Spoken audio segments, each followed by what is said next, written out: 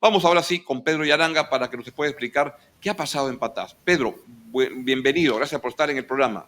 ¿Cómo estás, Augusto? ¿Qué tal? Un gusto igualmente. El gusto es mío. Cuéntanos, por favor, Pedro, ¿qué es lo que más allá de la crónica policial y delictiva que se ha producido, qué está pasando en esa zona del país? Yo creo que no se ha contado del todo esta crónica, Augusto. Por favor. Eh, Mire, lo que reina en Patás, muchos confunden, porque lo más fácil, tanto la empresa y los políticos dicen que en Patás hay minería ilegal. Y se olvida que después de la pandemia hubo toda una invasión de la delincuencia transnacional con el Tren de Aragua, con toda la ferocidad que esta organización se dedicó no a robar dinero, sino a sustraer material minero con alto contenido de oro. Por cada camionada, eso es millonada.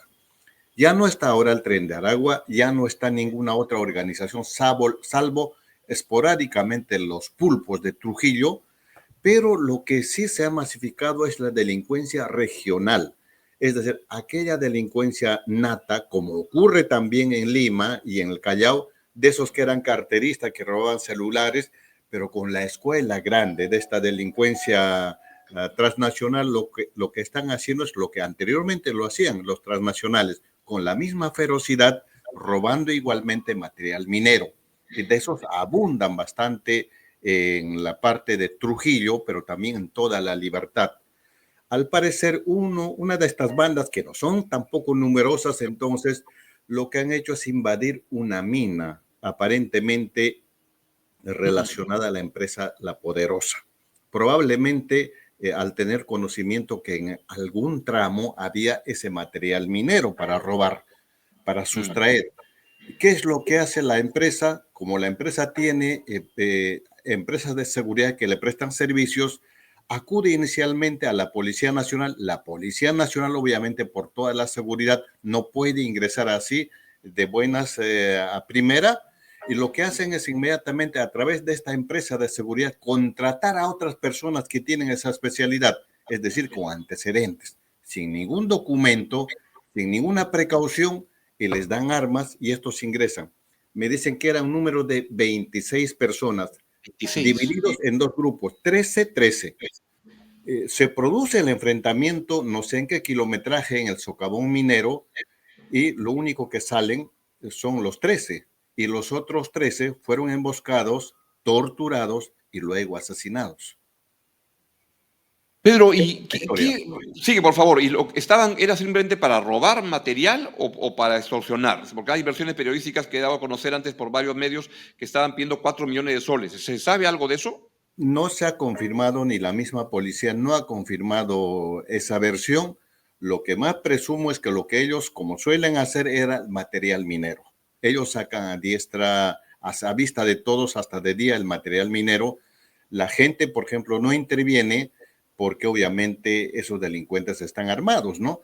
No obstante que toda esa zona están organizados en rondas campesinas, que es el control cotidiano. Pero ¿por qué no intervienen las rondas campesinas que deberían hacerlo? Porque obviamente existe un tema social también con la misma empresa. La empresa es la que tiene la concesión del subsuelo desde hace más o menos 20 años. Y obviamente a los nativos, que son los mineros artesanales, los tratan de ilegales. Ese es un problema social. Pero en toda la provincia de Patás no solo está La Poderosa, están otras dos minas que también, o sea, son distritos un poco distantes, pero que no ¿Marsa? tienen. ¿Cuáles son las otras? Bueno, es la ex Marsa, después, pero en la misma, casi cercano está otra empresa de la misma dimensión que también son auríferas, Retamas, Horizonte y Retamas. Y lo que nos dices es que en esas otras minas no hay ese tipo de problemas. No hay, o sea, hubo, sí, esporádicamente hubo algunos problemas, pero no hay estrictamente como en el mismo distrito de Patás estos problemas. ¿Por qué? Porque la empresa tiene mejores relaciones con la población. Es decir, hay diálogo con la población. En este caso no hay diálogo, pero no solo de la empresa Augusto. ¿Cuántas veces han ido ministros? Ha ido hasta el premier.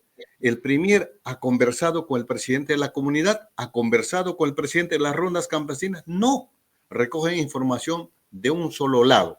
Entonces, obviamente, toda la información que manejan es una información totalmente sesgada. Uno y otro.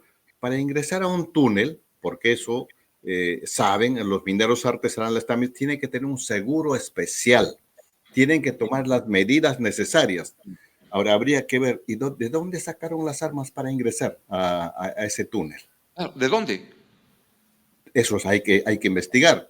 Y obviamente hay que cruzar. Yo creo que la policía lo que puede hacer en estos instantes, cruzar información. Todas esas personas, o por lo menos gran mayoría, tienen antecedentes, y sabiendo eso, ¿cómo es que contratan también a esas personas que tienen esos antecedentes? Pedro, ¿tiene solución el problema de estos ataques y eso que está ocurriendo entre la minería ilegal, informal, la minería privada, el Estado? ¿Qué es lo que se puede hacer? Porque está muriendo gente. Está muriendo gente y está muriendo mucha gente. La estadística que nos muestra no es la estadística real, estimado Augusto. Todavía ¿Cuál es? Por ejemplo, yo he dado cuenta de los comunicados que hablan de después, 39 personas después, asesinadas en la claro, zona. no, no, eso es poquísimo. Después de la pandemia, yo fui por lo menos en diversas oportunidades y las veces que estaba allá, por noche morían 2 a 3 personas en los socavones, que Hijo de eran pucha. enfrentamientos de estas pequeñas bandas o simplemente los jóvenes desocupados que contrataban estas bandas, sea de la misma zona o especialmente desde Trujillo o de Lima, los desocupados. Muchos de ellos que ni siquiera tenían familiares. En el momento que estos reclamaban que les pague su haber, su sueldo, simplemente los asesinaban y terminaban bajo desmonte en los socavones de mina. Eso no había ni levantamiento de cadáveres, de esos abunda. Y esa no está dentro de la estadística, ¿no? Lo otro, la comisaría que se ha instalado, la base policial militar, no está en el mismo Patas, está a 2 horas y media de Patas. 2 horas y Ellos, media. ¿Y no, de no, qué entonces sirve tener la comisaría tan lejos? ¿Por qué no la ponen más en la misma zona? aparentemente porque no hay ningún espacio en la misma zona, ¿no? Espacio, Entonces, pero espacio para una comisaría debe poder haber en cualquier zona, ¿no? podrían haber hecho, pero eso se hace conversando, pues, pero como no conversan ni con el alcalde, ni con la comunidad, ni con las rondas campesinas, obviamente, ellos están echados de lado. Simplemente entre las autoridades han tomado esa decisión y han tomado una propiedad de la Poderosa para hacer la comisaría y la misma Poderosa la que ha construido. Está en la zona de Bijus, en la margen derecha del río Marañón, aproximadamente a 2 horas y media, 3 horas más o menos del hogar de la misma mina. Pero tú que conoces esas operaciones, ¿qué puede significar este avance incesante, este grave problema en medio de la campaña electoral? El tema va a ser un tema importante, se van a mover mucho más acciones con ocasión de la campaña. Cuéntanos, por favor, cómo prevés el proceso, particularmente en esa zona. Por alguna negligencia, estimado Augusto, la escuela que había nacido hace años en Trujillo, estamos viendo a nivel nacional, especialmente en Lima y Callao. Y las autoridades, el Ejecutivo sigue confundiendo. Hasta hay analistas que dicen de que lo que están causando este dolor de cabeza en Lima son las transnacionales que están manejando desde otros países como los mexicanos. De esos hay, pero son poquísimos. Pero realmente, ¿quiénes son los que nos están causando este dolor de cabeza? Son esas pequeñas bandas que anteriormente eran carteristas, que portaban algún cuchillo y ahora obviamente se han organizado en clanes familiares, de amigos, de 3, 4 personas y obviamente están haciendo plata. ¿Eso cómo se combate? ¿Cómo se combate eso? Con trabajo de inteligencia. Lamentablemente este gobierno ha perdido todo. No tiene buenas relaciones con un sector de inteligencia de la Policía Nacional que están haciendo trabajos de oficina. Es decir, no están haciendo para el trabajo que fueron preparados. Igual pasa en La Libertad. Allá no se necesita cantidad de policías. Llevarán pues 800, 2000, 3000. Declararán sitio de guerra, pero no van a poder avanzar. Uno y otro no, hasta ahora no solucionan el problema social con la comunidad. Si es que hubiera diálogo con la comunidad, yo creo que la cosa sería totalmente diferente. La comunidad no podrá enfrentar directamente a la delincuencia, pero podría ser pues ojos y oídos de la policía para que intervenga oportunamente. Uno y otro es el tema de la corrupción. Allá, sobre todo en La Libertad, en Trujillo, las autoridades que van en una semana ya cambiaron de parecer porque hay millonadas. Toda esa gente maneja millonadas, esos delincuentes manejan millonadas. Y lo otro, que esa gente, ¿dónde lo gastan los millones de soles o de dólares? ¿Dónde? Compran casas, tienen empresas constituidas solamente para lavar. Pero eso se puede hacer seguimiento, claro que sí. ¿Y por qué no lo hacen? ¿Y por qué no lo hace Pedro? Esa es la pregunta que nos hacemos. ¿Por qué el Estado no responde con más Probablemente que exista inteligencia, con algún rigor? interés, probablemente que existan ese interés. Los alcaldes distritales gritan a toda voz pidiendo justamente eso, pero las autoridades de nivel regional tampoco se dedican simplemente a sindicarle que ellos son ilegales. Y a nivel nacional, en todo este tiempo, a pesar de las protestas, hasta ahora el Ejecutivo no nos ha dicho cuántos ilegales y cuántos artesanales existen, para empezar, a nivel nacional. Porque obviamente con los artesanales hay que ir a la formalización. Todas esas personas están desde hace más de 400 años y no le podemos indicar pues, que son ilegales. Ellos son los verdaderos propietarios. Pedro, lo que tú nos pintas es una explicación que parece muy interesante, que va un poco distinta a la que se suele afirmar que es la gran minería ilegal con mafias que son el Tren de Aragua y todo eso. Y tú lo que dices es que son pequeñas bandas locales que son las que están operando ese tipo de movimientos criminales. Claro que sí, son pequeñas bandas. Y a veces algunos medios de comunicación igualmente aquí, lamentablemente ya no se hace pues la investigación periodística que se hacía antes.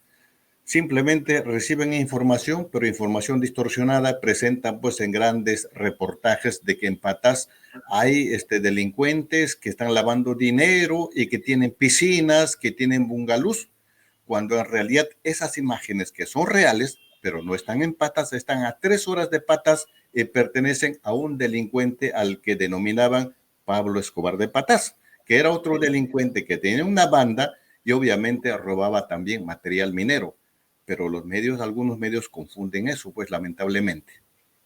Pero cuando habla de material minero, ¿a qué te refieres en concreto? Sacan desmontes del interior de los socavones y no es cualquier desmonte, ellos ya saben, con algún contenido de oro. Eso sacan y traen en volquetes, lo mismo hace también los mineros artesanales y lo traen generalmente hasta Trujillo. En Trujillo venden a las plantas oficialmente autorizadas. Y algunos incluso traen hasta Paramonga. En Paramonga hay una importante planta, casi de 70 kilómetros. Entonces procesan oro, traen con guía de Planta de remisión y 70, así, venden así con factura. tan grande, 70 kilómetros. Sí, sí, sí, sí, es en pleno desierto. Por lo menos hace 4 meses he ido a conocer y obviamente me han hecho pasear por toda la planta y es todo un desarrollo. O sea, eso está muy bien. Tienen buena relación con la comunidad también, están haciendo hasta forestación en todo el desierto y me parece muy bien. Pero esa es la parte de la formalización que tienen que continuar. Y lo que tiene que hacer el Ejecutivo obviamente es decirnos quiénes son los informales, quiénes son los ilegales y con los artesanales obviamente hay que ir hacia la formalización. Pero si todo sigue como ahora y no hay ningún cambio, ¿qué esperas tú que ocurra en los siguientes 12 meses, en los siguientes 24 meses? Bueno, escucho al Premier y realmente me da mucha pena. Escucho a algunos ministros lo mismo, a la presidenta, deberían levantar o por lo menos deberían informarse mejor, que deberían hacer todo el esfuerzo que la gente, que los funcionarios que van hacia Patas, por lo menos pues deberían conversar con el alcalde, con el presidente de la comunidad, con el presidente de las rondas campesinas o también los dirigentes de Amapatas, la Asociación de Mineros Artesanales de Patas. Y obviamente entonces van a cruzar mejor esa información. De lo contrario, simplemente están tomando una sola dirección. Bueno, entonces, en resumen, estamos ante un problema que no tiene viso de solución, que la cosa va a ir empeorando mes a mes. ¿Y dónde radicaría el liderazgo para poder enfrentar este problema, que es un problema social, económico, político tan grande? El mejor liderazgo, estimado Augusto, no solo es tener la capacidad de dirigir la empresa, sobre todo hay que socializar interiormente y conocer el problema en sí. Yo creo que eso hace mucha falta al Ejecutivo. Ojalá que eso ocurra, pero te quiero agradecer muchísimo tu presencia en claro y directo, y como siempre, pues te voy a seguir molestando para que nos expliques y nos des tu visión de lo que está ocurriendo con un problema que está cada vez peor en el país y que cobra muchas vías y que tiene un efecto muy pernicioso en lo social, en lo político, en lo económico. Te envío un gran abrazo, estimado Pedro. Igualmente también, abrazos.